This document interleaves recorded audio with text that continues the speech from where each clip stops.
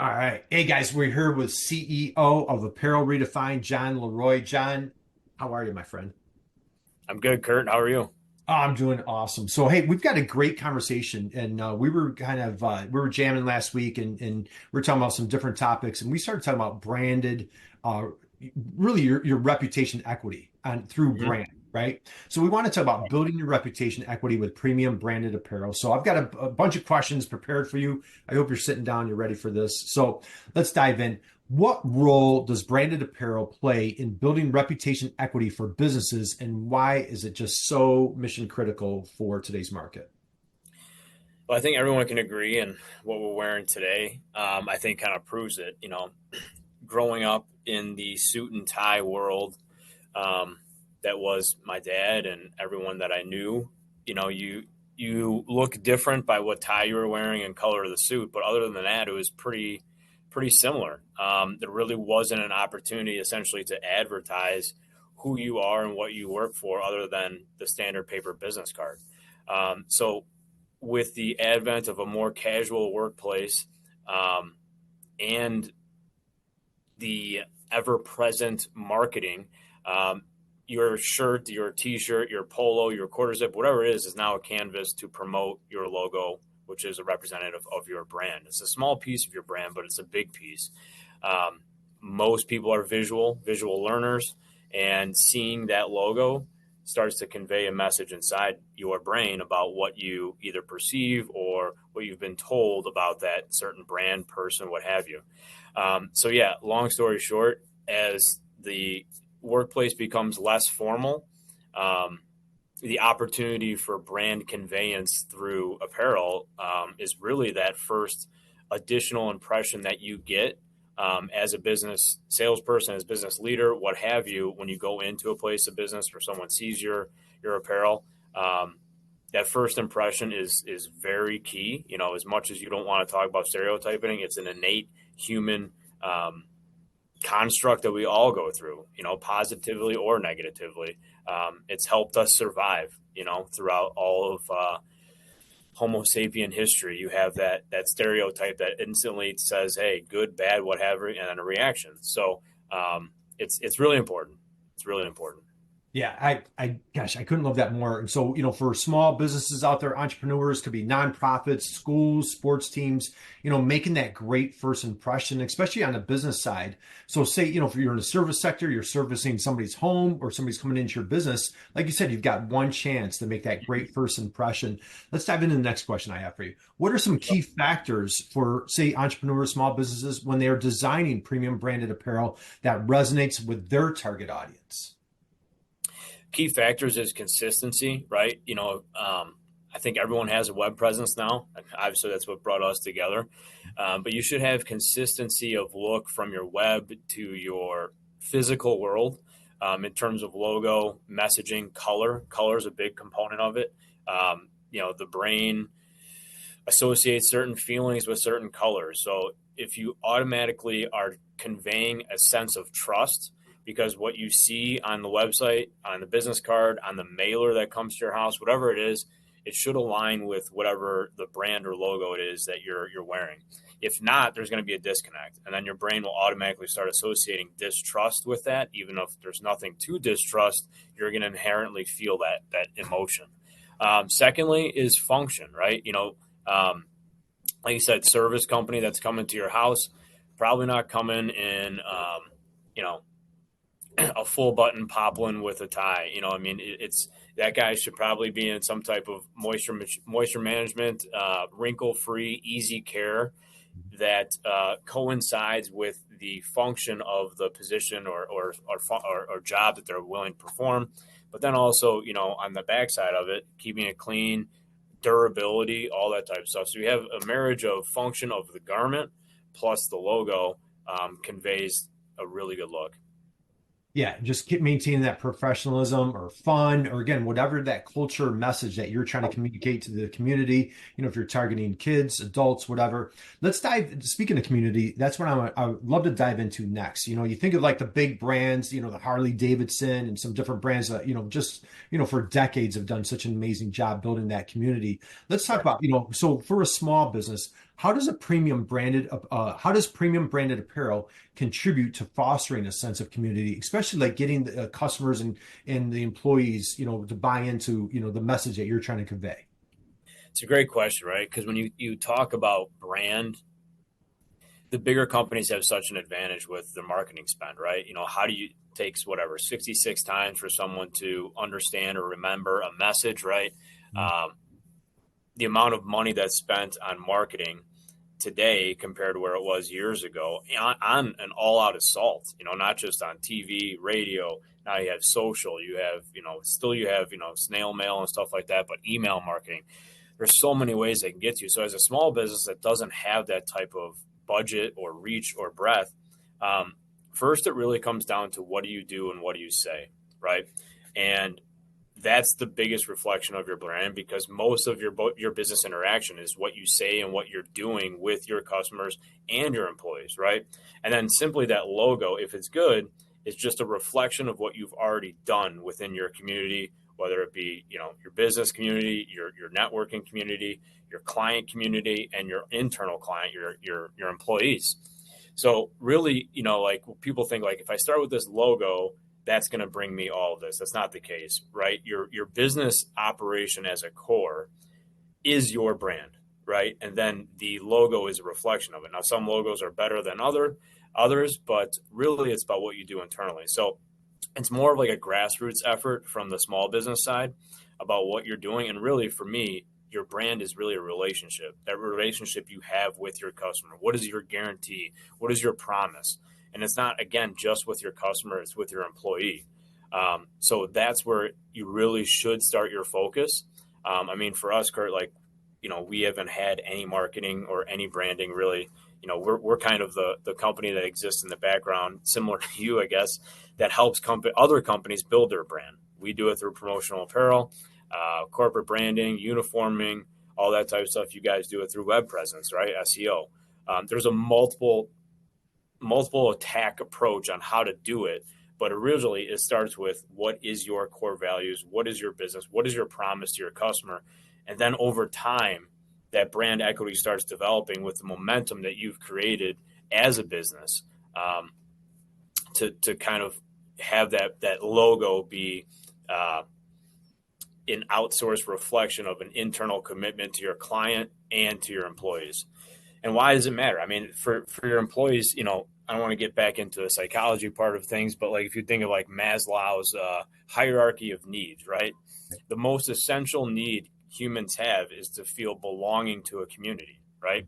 And what conveys belonging more than wearing a uniform that someone wants to wear, not like your old high school uniform that everyone had to wear. But hey, I'm part of a team. I'm part of a group. And how do I signify that? With a logo, right? And colors and all that type of stuff that goes way back into tribal times. And that's what they did to convey, hey, I'm part of this tribe. Right. That's essentially what we're doing. Hey, you're part of Apparel Redefined. These are our colors. Here's your T-shirt. Here's your department. Your specific, even getting down to a tribe within a tribe. It's important. And once people feel safe and they feel connected with a team, that's when you really start seeing some amazing things happen.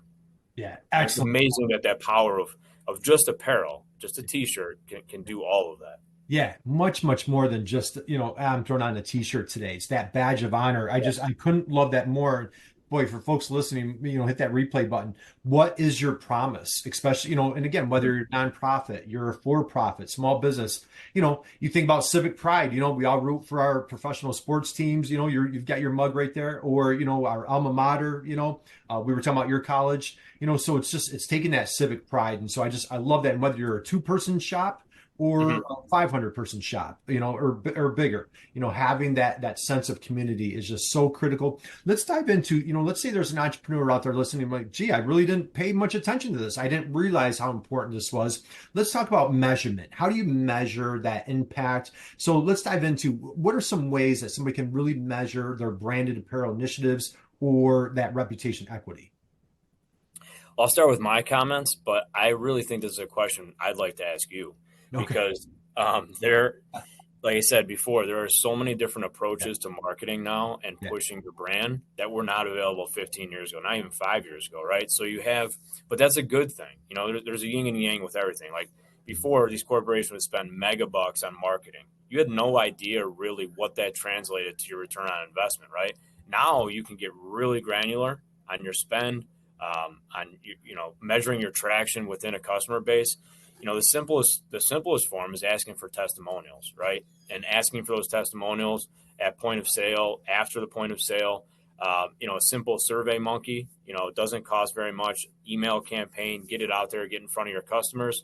But then as you get into like A/B testing on your marketing campaigns, you can really start measuring, a small test to see how that works for you, and then kind of extrapolate on what's working and what's not. And these are all tools that are new to us in the marketplace. When I say new to me, they've been around for, at least, I don't think a decade yet, but probably approaching it, but they're still relatively new. So even the tools within each platform, Instagram, Facebook, Twitter, or X, TikTok, they all have something because they want you to advertise, and they will get you to advertise if you can measure success within there. But that's my opinion, Kurt. I'd love to get yours now. Yeah, dude, we're right on the same page. This is absolutely fantastic because I'm a history buff, and so I was thinking back, as a small business owner, how did you break through? You're in Chicago, Wrigley. What he did, he outspent the competition. Mm-hmm. You and I always talk about, hey, how do we outteach the competition? How could we be educators like we're doing right now, right? Wrigley, if you studied Wrigley, he did an amazing job. Where he had billboards all over downtown Chicago, and he really aggressively he had to outspend the competition to get his gum out there. You think about what came to mind as you were talking, Savannah Bananas. I'm a big baseball Oh fan. yeah, yeah. They just sold out Fenway Park. And so you think about, the initiative grassroots that you're talking about, where today with my cell phone and what we're doing right here, this interview or a live, or, it's understanding your target market that you and I always talk about, and where are they hanging out, and how can we get that message to them, try to build that trust, that education. You mentioned testimonials and reviews, mission critical. That's one of the best ways to get that social proof. But again, with social media, we can either ignore it or online presence, or you can go all in. And there's, I don't know as if there's been a cheaper way or means to really efficiently get your message out there than exactly what we're doing right now. So I'm totally on the same page with you. Yeah. Let's dive into some, Can I add on one more thing there? Yeah, please. Yeah, the Savannah Bananas, it's an amazing case study too. It's a Oh, really awesome watch on that Netflix series. If you got some time to check it out, yeah, yeah, I'm a baseball guy my whole life, and like I was kind of like, what the hell is this? It's a gimmick, right? And like, who would have right, liked it? But then I'm starting to watch. I haven't been to a game, but I watch some of the concepts, and I'm like, right, they're really successful in markets that don't have a professional team, right? right, But the experience, and I talk about this a lot with a lot of people, like right, the American economy is transferred 4 different times, like from a product economy to a service economy, and now like it was a blend of product and service, and now it's an experience economy, right? And right. like Yeah, Savannah Bananas couldn't epitomize that more, where it's like it's a unique experience. Everyone's pretty much been to a baseball game in their life, yeah, and that's a good and a bad thing. But now, how do you do something a little bit different? And they've elevated the experience. It's unique every time. It's a little bit different experience, and they didn't do a lot of marketing, but you went to that, and you're like, "Hey, Kurt, have you been to a Bananas game?" And it's like, yeah. "No, you got to check it out. It's 2 hours. It's wild. I know if like you're a baseball purist, you might not like it, but just go experience it." And like that, as a small business, that experience you have with your customer is your marketing. Yeah. Uh, no doubt, man. And I have a Savannah Bananas baseball hat.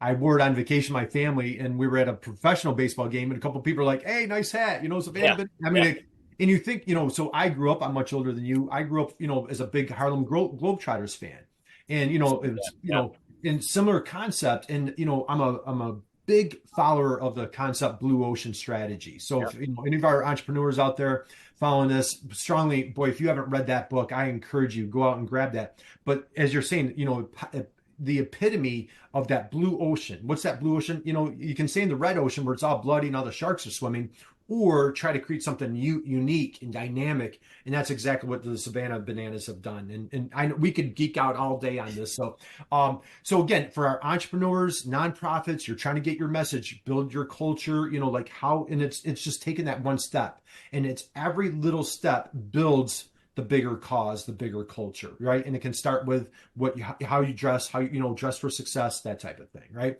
Let's dive into some mistakes, okay? You've been in this business for a long time, great entrepreneur. What are some pitfalls that you would recommend for folks out there really to avoid where they, maybe some missteps with branded apparel? Yeah. At first, I would say like not understanding who your market is, whether that would be your employees or your clients. There's a lot of trinkets, in the promotional space, and we do a lot of that too, that you think people might like, or you think that might resonate with them or get them to buy from you. And it can, but it's really challenging in that space to stick out with a USB or a pen or a piece of paper. Unless you already have an established relationship with that client, to get your foot in the door and start with, some decorated pens or a mug, Yeah. it's very difficult, right? And you might be spending dollars and not understanding the ROI on it because it's hard to track in that space. But if you can make something that inherently that person goes back into to wear, and they don't know why, but it feels good, it's a cool logo, Yeah. and then all of a sudden it's like, oh my god, like I'm conveying, or I'm matching this unique experience or this unique piece of branded apparel with that company. And then that's the best form of advertising. You're walking around your daily lives, wearing a t-shirt of a company. I mean, you look at it and it's pretty, it's weird to see, but people absolutely lose their minds at a professional game, back to that, Yeah. or semi-pro, over a t-shirt. Yeah. And it's probably, a double X with a, some wrong rendition of a company logo that they want to get rid of, or Right. a team logo. But Right. it is amazing to see the power of apparel. But yeah, so back to some of the pitfalls, I would say if you have a limited budget, which I assume that you do as a small business, we all do, figuring out which and where those dollars can make the most impact, Mhm. and then figuring out what happens after that touch point, because essentially that marketing, that promotional apparel is a touch point. What happens after that, right? What's paired with that t-shirt, so it's not just a t-shirt or a quarter zip or a pen or a mug? What's the follow-up? What is that pen or is that t-shirt conveying about your brand that no one else has been able to convey with the same medium?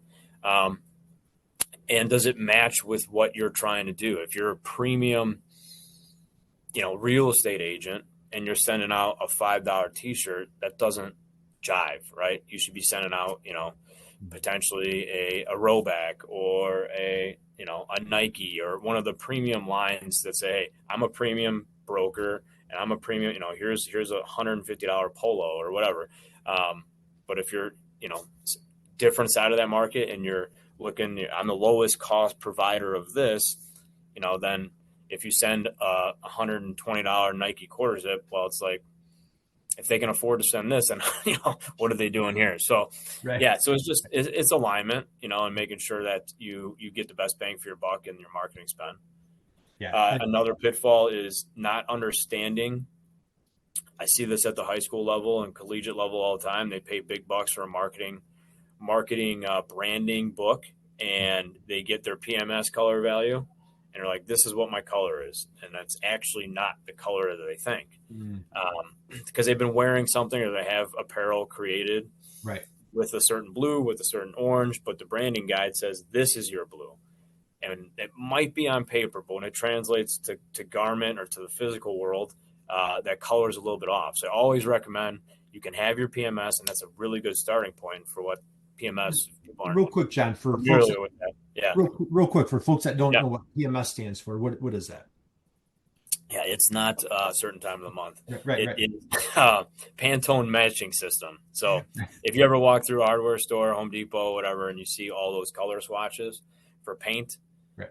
it's essentially those little chips or those little slots that is the color. If you flip it over, there's a number back there, which tells us as a decorator what color you want. So if color is really important to you, making sure that your color is dialed in with your provider of print, and then also your logo, right? It makes it very difficult on people like us if your logo's not done well. Now we have the services that can do that for you, but there's words in the industry like vector, PNG, .ai. That's a digital graphic representation of your designs. They're going to be expanded and contracted without distorting your image at the highest resolution possible. So making sure you got that taken care of as well is a really good starting point. And it's foundational because once you have that, then you could put that anywhere and everywhere without having to go back to a graphic designer or whatever, because you have your digital assets, as we call, ready for production. Right. A couple great points there, that alignment. And again, I'm going to go back to what you said earlier, what's your promise? So as you're trying to decipher, and I'll tell you, for our friends that attend trade shows, we've all gone to the trade shows where there's swag everywhere and everybody's trying to be the most unique, person in the room and the fun swag. It's really, you've mentioned this repeatedly. Understand that customer, understand your solution, understand your value that you bring to the market. And that's going to help you avoid a lot of those pitfalls. Let's dive into storytelling. Okay. Your brand can actually tell a story. Hey, company was founded in the 20s or third generation or whatever it might be. What are some great situations, examples that you've seen on how storytelling can really tie in with your premium brand? Yeah, it's a really good point. I mean, there's so many examples out there. Like the first one, and it's hard, but these stories don't develop overnight. It takes time. And, for example, like when you think of Coleman, right? Coleman makes camping equipment, camping gear, but they also make apparel. But if you were going to go hike up Mount Everest, are you going to take a Coleman jacket or are you going to take a North Face jacket, right? And like just that story, that just the name and the little logo of the mountains conveys to that customer, is powerful, right? And it's been delivered over time over marketing. Now, like in that same example, if you have Patagonia, you have North Face, in that same space, now it's like, okay, like they're both conveying a similar message. Which one has more brand equity with that specific customer? And it might be geographic, right? You might be say, hey, North Face has got this part of the market, this in the United States or world cornered, and Patagonia's got this and that. And that happens, right? Same type of thing. I mean, like we were just at this conference and Guy Raz, he was there talking about some entrepreneur stories, some marketing stories. There you go. Yeah. And, the Liquid Death guy, like it's an amazing story. And, failed 13, 14, maybe it was like 18 times. And, his business mentor essentially said, hey, find a space where it's not as competitive and you can really stand out very easily. He goes, I got it. I'm coming back. Bottled water. And he's like, did you not listen to a freaking word I said? He's like, that's owned by Nestle and Coke, and you're never going to be able to crack it. And he's like, yes, I will. And, up until like this conference, I thought Liquid Death was like another seltzer beer. Yeah. Like, I had no idea it was just water. It's just water. So I'll send you the podcast. He was on Guy Raz like a month or two ago. Okay. It is a fascinating story. And I just as you're saying, I was at a show thing in Miami, and we were at it was like a food truck, bunch of food trucks, whatever. And somebody wanted water. The only water I could buy was a can of Liquid Death. I have a picture of a woman that was in this conference with us, and she's holding this Liquid Death, and we're like, it's just water. Yeah. That guy is absolutely brilliant, doing hundreds of millions of dollars because of a brand in an unserved market that he targeted and went after. But I mean, look at this right here. Like, I'm not a Liquid Death customer. Right. I don't know if you are. Right. I've seen it. I didn't understand it. But then I heard this story, this story. And now I've told the same story to probably 10 people. And who knows if those 10 have told it to 10 people. But like his story is almost more powerful than his brand, and his brand is very powerful. And it's like, what comes first, the chicken or the egg, right? The brand actually comes after the story. You have to have a story for the brand to evolve, right? Brilliant. But yeah, it's great that like it perfects. When you have these conversations, you always tell your story, right. And it almost gets a little exhausting. Where it's like, I don't think people care about my story, and that's how I've been operating for 18, 19 years, and I think some people, you have to get out of your own head. Let Yeah. people decide if they like your story. You don't have to decide either way. Yeah. Yeah. That, dude, great comment right there. Let other people decide if they, you know, let's, that word assume, right? We just always assume. I do it all the time, and I wish I didn't, but just you assume something or you assume this and assume that. That is I tell you, back to liquid death, and we'll move on to the next question. He was targeting the folks that were drinking what are like the power drink. Monsters. Yeah, the monster drinks Yeah. all day. And, they were in like 90-degree weather. And he was like, well, they need water, but they don't want to, Right. great story. Let's slide in. I know man, we could be here all day. Let's talk about sustainability. Okay. Obviously that's huge. Especially, God bless the younger generation. They're really embracing this hard and heavy. What role does sustainability play in the production and the promotion of premium branded apparel from what you've seen? A lot. It's definitely two opposing forces because sustainability is not, I mean, I think anyone in a manufacturing setting, Kurt, any of your customers, sustainability is not eco-friendly, or like it's eco-friendly, but it's not economy friendly in Right. terms of cost effectiveness.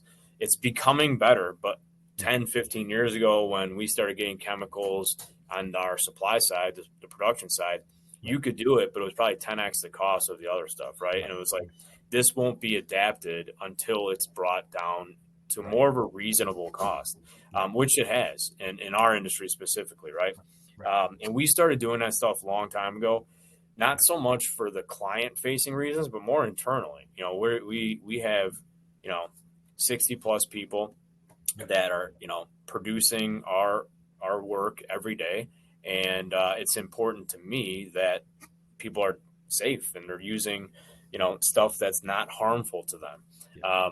And that does translate to the other side, to the customer as well, because, you can be confident that if you are selling that to your end user and the end user values that, that it's actually acted upon and actionable. Because so many times you see these empty messages and they go unproven, and I'm not going to name some big industry names, Right. but all they do is convey their commitment to consciousness and sustainability. But what are their actions? Like, there's a difference between words and actions, and the words are there, Right. but the action's not, because we see it and it's like, okay, Boom. you can't fool the guy or the Right. company that's doing your stuff. But yeah, it's interesting. But yeah, I mean, it's crazy when you think of the number two, I think, culprit or filler of landfills is, what would you guess, Kurt? Gosh. My first thing came to my mind was diapers. Yeah, What is it? it's apparel. Like Is the it apparel? Yeah. Yeah. American and global Yeah. consumer is buying more and more apparel, which is Yeah. good, Yeah. but it's also going to waste. Goes on Whether it be waste. the wrong size, whether this Yeah. or that. So we're finding ways and people within the industry to take that, recycle it, and Nice. turn it into new Yeah. stuff. Just the same way like the liquid death cans. Yeah. But yeah, there's a massive focus on it because there needs to be, but it needs to be done in the right way.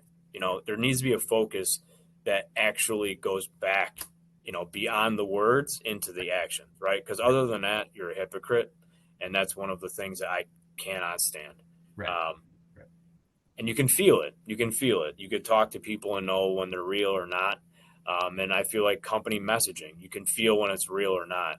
And there's it's an uphill battle, but it's something that should be done, and mainly for the fact that we want our employees to be surrounded by stuff that is not harmful.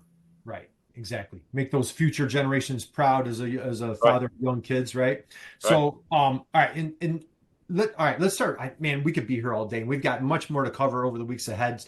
Let's go here. Looking ahead, what trends do you foresee, or what are you really excited about when it comes to, your company, premium branded apparel? What's on the horizon for you? I think print on demand, like we used to call it just in time, back in our college days, but like just in time apparel. is something that is not new, but the execution of it is ever changing and getting better. The old way of doing things, especially if you're an emerging brand, growing brand, you'd have a warehouse somewhere in the Midwest with all your SKUs and all your sizes already printed and stocked. And it was a massive commitment up front of resources, time, space, all that type of stuff. Right. And you didn't know what was going to happen. You could have winners, you could have losers, you could have a segment of the market you didn't expect to buy. Right. Like you didn't know that every guy that was buying your t-shirt was a size medium when you expected it to be an XL, and now you're always out of medium. So the print on demand space has really allowed so many people, like the American economy. Another transition is the gig economy, right? 15 years ago, you never would have gotten a car with a stranger. No, Now people do it every day, let and alone stay at somebody else's it's all house, right? yeah, technologies and it allowed that to happen, enabled that to happen. And the same thing is, there are so many different ways and abilities and people and things selling merch, but how do they do it well? And how do you do it with the minimal amount of risk and the most amount of reward? And this vertical for us has really allowed that to happen at a high quality, right? Like we've been in the industry for almost 20 years in a specific vertical, screen printing and embroidery, and the oldest vertical really in apparel decoration. Right. And in the last 5 to 7 years, you've had major advances of a new technology that really can get a screen print feel and durability, because that's essentially what people like. Hey, I want screen printing. Why? Because it feels great and it lasts long. And those are really good things, because if you want to build a brand that's built on sustainability, durability, quality, and feel, these are things that you need to consider. And previously, digital was not able to do that. And now we can. There's a next frontier that we'll get into later that digital still has to kind of conquer, but everything's an evolution and it will get better. But the where it's at right now for that specific vertical and market is phenomenal.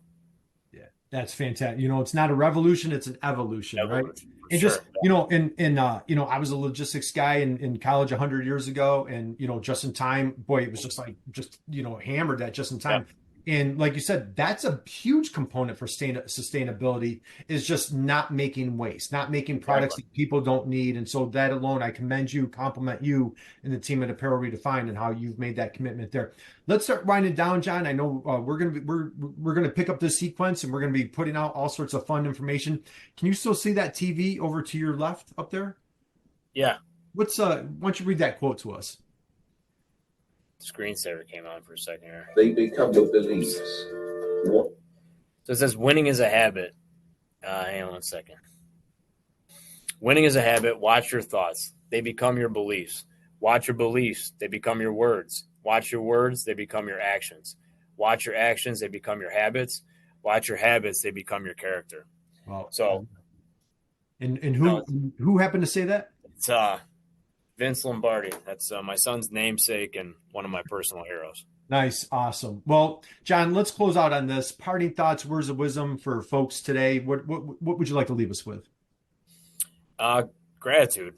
I'm really thankful for this opportunity. Kurt, you and your team have been phenomenal at B2B Tail, and pushing me. It's like everyone needs to be coached, right? I don't care who you are, Michael Jordan, Tom Brady, everyone's got a coach. You're never at the top. Yeah. And there's always a part of your game, your business, your life that can improve. And if you ever think that it can't, you're very wrong, and you need an ego check. Yeah. I just want to say thank you and keep pushing. There